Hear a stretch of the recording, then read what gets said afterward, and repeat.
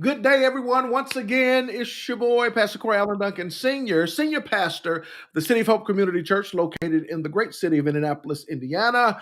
I am here with my friends, with my associates, as we continue our Surviving the Holiday series. We are giving you tips, tools, techniques, and takeaways that will help you to navigate through this holiday season. Anybody experiencing grief, loss of any kind, we are here to be of assistance to you so that you can. I know it's hard. I know it's rough. I know it's tough.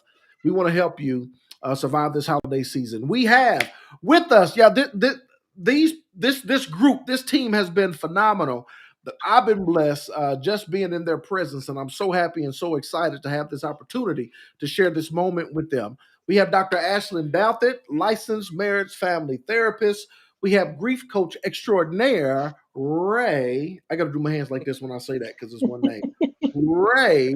We also have the Reverend Dr. Mark Fisher, who is a master when it comes to social work. And on today, we are going to talk about riding the wave.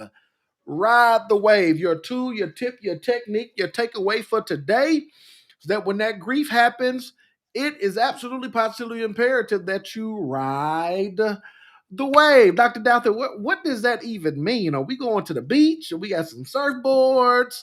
Or is this the wave we talking about? I mean, what's that wave? What are we doing? What does that mean? Yes, so I'm definitely about to take y'all to the beach really quickly. So, if anybody has ever been to a beach, there's typically a sign up that talks about like rip currents. So, like, hey, if you get caught in a rip current, here's what you're supposed to do. And typically, what happens in those situations for someone that gets caught in one of those currents, they panic and they try to then fight against the current, in which they always tell you do not do that. Like, don't try to swim against the current, just like float, let it happen. And then once you're like through the current, just shout for help, do those types of things. That's very similar to what happens for us when we experience uncomfortable emotions.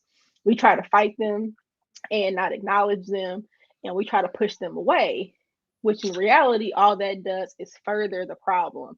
It makes it more difficult the longer we go not acknowledging those emotions. So, what happens, or what we typically talk to people about in the therapy world, is learning how to ride that wave of those discomforts and uncomfortable emotions are going to happen. That's life. That's normal. What we need to do is learn how to ride those waves instead of trying to fight against them. So being able to acknowledge, okay, how is it that I'm feeling right now? What's coming up for me? How am I coping with this situation? How am I thinking about this situation? And looking at acknowledging them versus trying to fight them and push them away as if they're not there or not important or nothing that needs to be addressed. Because the longer we do that, the more exhausted we are going to be physically, mentally, and emotionally. So the sooner that we can just kind of stop fighting it and like ride the wave and let it happen and acknowledge our feelings for what they are, the better off we'll be. That's absolutely powerful. The rip current. That's absolutely powerful. Ray, I seen you up there. You was excited. Like, yep, that's what it is. Come on and talk to us about riding this wave.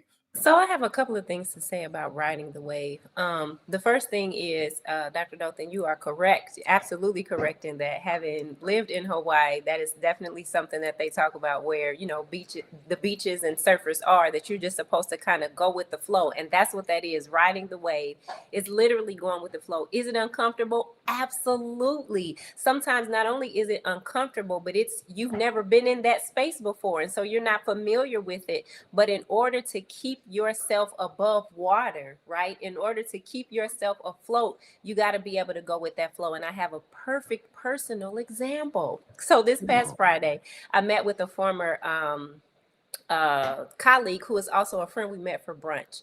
No. This was before brunch. So before that, I was in J.C. Penney. I was going to look for hangers. What if I y'all had go to up eat the at the brunch? escalator. I'm You sorry. said What did y'all eat for brunch? Never mind. Go ahead.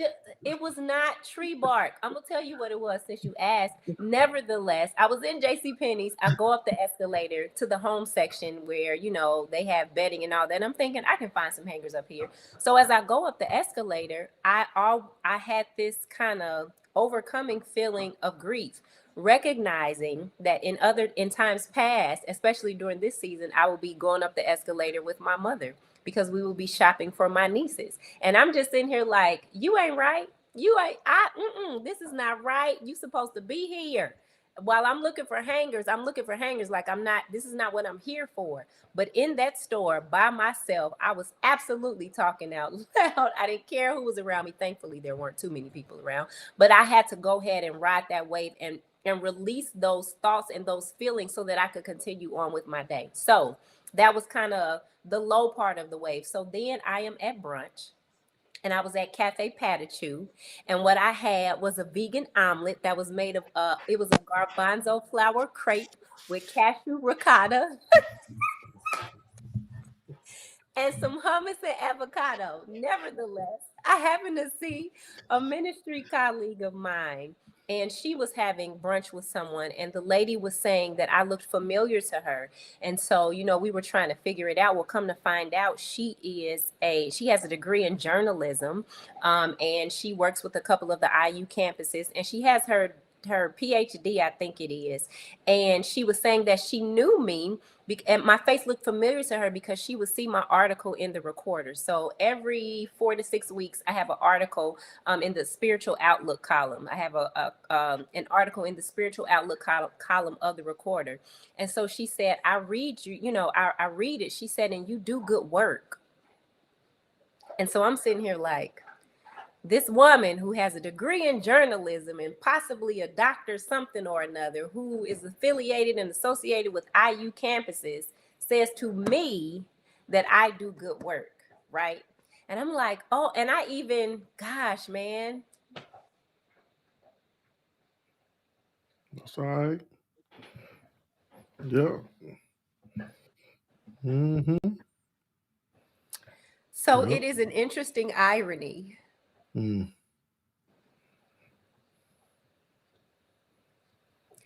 Because my mother was the grammar police. Oh, wow. Not only in writing, but in talking. If I was to say, Mama, I'm finna, she'd be like, what is finna? That kind of thing. And she was a writer. And so I just had this moment where I was thankful that this woman with this degree in journalism, like that's all you do, complimented my work. And at the same time, I was kind of pissed off because I can't tell my mom. I can't be like, Ma, guess what? This happened, And then here I am now. So this is a real life example of riding the wave. And thank you for sharing and being vulnerable. A compliment about your grammar triggers the way your mother brought you up, and that it's so amazing. The smallest thing, the smallest scent, a smell. I mean, all of it can, and that wave will come. That wave will come. I think I shared one time before. I was riding down the street and Michael Jackson came on the radio, and I'm like, man, I ain't heard this song in a long time. And so I cut the radio up and I'm jamming. And it was You Are Not Alone. Another day has gone. I'm still all alone. How could this be? You're not here with me. You never said goodbye. And so I'm singing it, but while I'm singing it, I'm having this epiphany like, wait a daggone minute. Yep, and that's not the word you used either. No, I sure didn't. But he got to the chorus and said, you are not alone. I am here with you. Though I'm far away, and so, and I'm on the interstate just bawling my eyes out because, to your point, riding that wave, whether it's a song, whether it's a smell, whether it's a compliment, whatever the case may be, the wave comes. And when it comes and it hits, don't fight it. You got to ride it. Come on, talk to us, Reverend Fisher, about riding that wave. I think for me, I think I go back to some of what Dr. Dotha said, but I did have a vulnerable moment similar to Ray just recently this past weekend, putting up the Christmas decorations. But you know, with the wave, you don't see it coming. I mean, these waves can hit you square dead in the middle of your head, Come on. but you got to have the tools, the tips, the techniques to being able to recover, Yeah. because without them, right, you can suffocate yourself, and die right in the moment and find yourself having to resuscitate your own self and start all over again. Like, how did I get back here? So you got to have the tools, you got to have the tips and the technique. But specifically, I go back and thinking about, a situation that just transpired for me. I was putting up decorations, pulling stuff out of the garage, um, the Christmas trees and the ornaments and all of that stuff for my wife to put up in the house. And mind you, my daughter's now, she's been has passed. It's been 10 years now, and we haven't gotten rid of a lot of the things that we had in her room, and a lot of the buckets that her stuff is in still remain in the garage. And so some of those buckets are very much similar to those that the Christmas ornaments were in. Mm. So, dumb me, you would think that I would have labeled them by now, um, but I hadn't.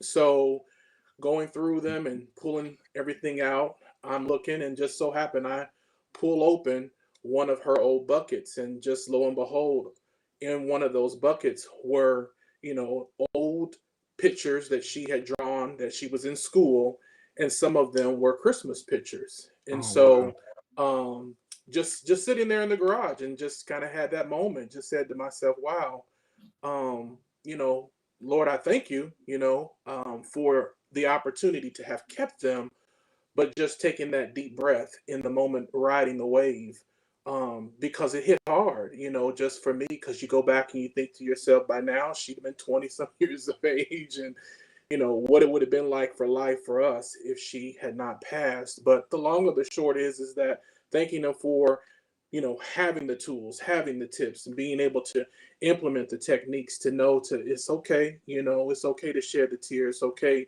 to take that deep breath, it's okay to step back from that, and it's okay to smile in the moment, just to know that you have that memory.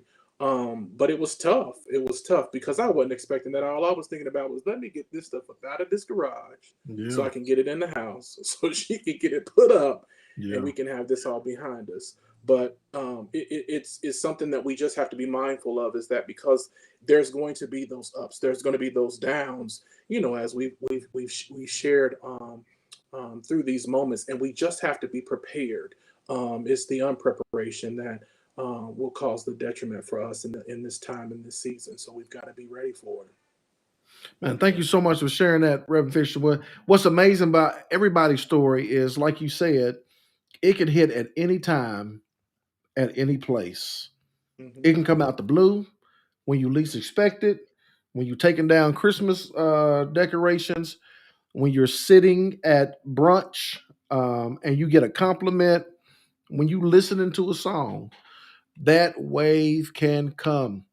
Y'all, wherever you are, whenever it happens, whenever it hits, in the store, at the mall, wherever the case may be, do not fight against it. Learn how to ride that wave. Sit in that moment, ride the wave, and you will survive this holiday season.